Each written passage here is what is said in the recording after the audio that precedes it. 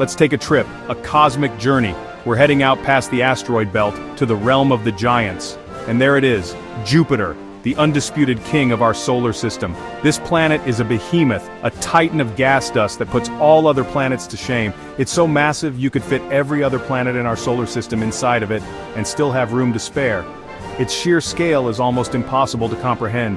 When you gaze upon its swirling bands of clouds and the iconic Great Red Spot, a storm larger than our entire Earth, you're looking at a world governed by forces we can barely imagine. It's a place of immense pressure, ferocious winds, and a magnetic field that crackles with unimaginable power. Jupiter is what we call a gas giant. It doesn't have a solid surface you could stand on, not in the way you could stand on Mars or Earth. Why do we care so much about a bunch of rocks and ice orbiting a distant gas giant? It's a fair question. The answer is simple. These aren't just any rocks and ice. Jupiter's moons are some of the most dynamic and geologically active places in the entire solar system. They challenge our very definition of what a moon can be. Forget our own moon, a quiet, cratered, and geologically dormant world. Jupiter's moons are worlds of fire and ice with hidden oceans, towering volcanoes, and potentially the ingredients for life itself. They are not just satellites, they are destinations. They are worlds in their own right, each a unique chapter in the cosmic story. The significance of these moons began to unfold over 400 years ago. In 1610, Galileo pointed his telescope toward Jupiter. He spotted 4 tiny points of light, concluding they were not stars but bodies orbiting Jupiter. Beyond their historical importance, Jupiter's moons are scientifically priceless. Alright, let's get down to brass tacks. You want a number. How many moons does Jupiter have? The answer is a lot. As of today, August 29, 2025, astronomers have confirmed 95 moons orbiting the gas giant. 95! That's more than any other planet in our solar system. It's a staggering number, turning Jupiter's neighborhood into a crowded celestial metropolis. Think about that. Our Earth has one lonely moon. Jupiter has a whole swarm of them, a vast and complex family of orbiting bodies that would fill our night sky if we could stand on Jupiter's cloud tops. This count isn't set in stone. It's a testament to our ever-improving technology and our relentless curiosity. In Galileo's time, the number was 4. For centuries, that number grew slowly. Then the space age accelerated discoveries.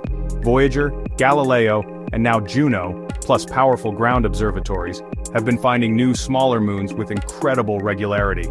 These new discoveries are often tiny, irregular chunks of rock and ice, some only a few kilometers across. Let's start our tour of the Galilean moons with the innermost of the Big Four, Io. This is not a peaceful place. This is a world of chaos and fire. Io is the most volcanically active body in the entire solar system.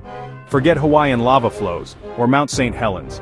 Io makes Earth's volcanoes look like tiny firecrackers.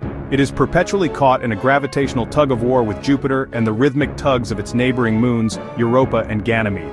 This constant flexing and squeezing, known as tidal heating, generates a tremendous amount of heat in Io's interior, melting its rocky mantle and turning it into a subterranean ocean of magma.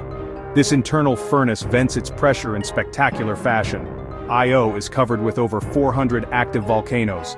They are vast volcanic depressions called paterae. Enormous plumes of sulfur and sulfur dioxide erupt, shooting hundreds of kilometers into space, taller than Mount Everest.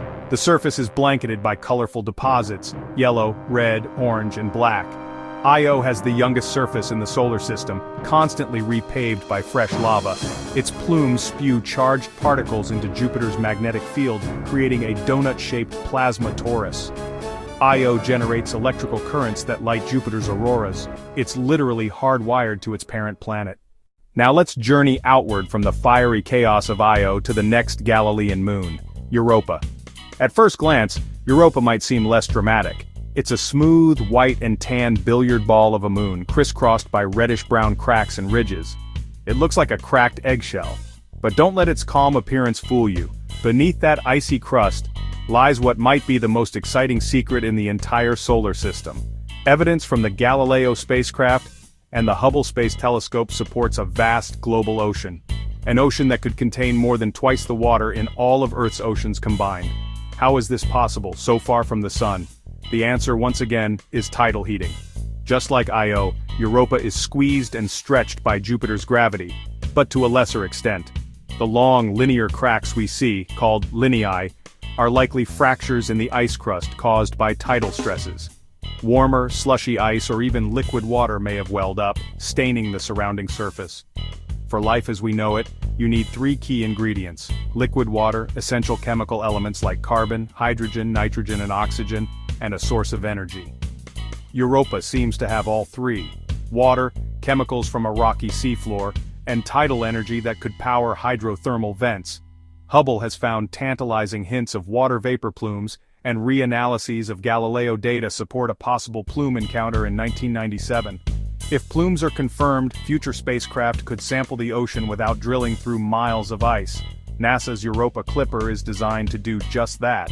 Europa is not just a moon, it's a prime candidate in our search for life beyond Earth. Continuing our journey, we arrive at the two outer members of the Galilean family, Ganymede and Callisto. Ganymede and Callisto. First up is Ganymede, and this moon is a record breaker.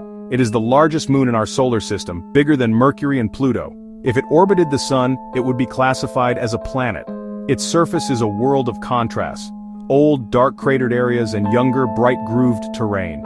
This suggests a complex history of fracturing and flooding by water from below.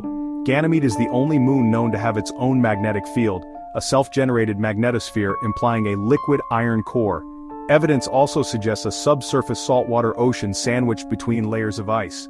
Ganymede appears to be a three-layered world: an iron core, a rocky mantle, and an outer shell of ice and water.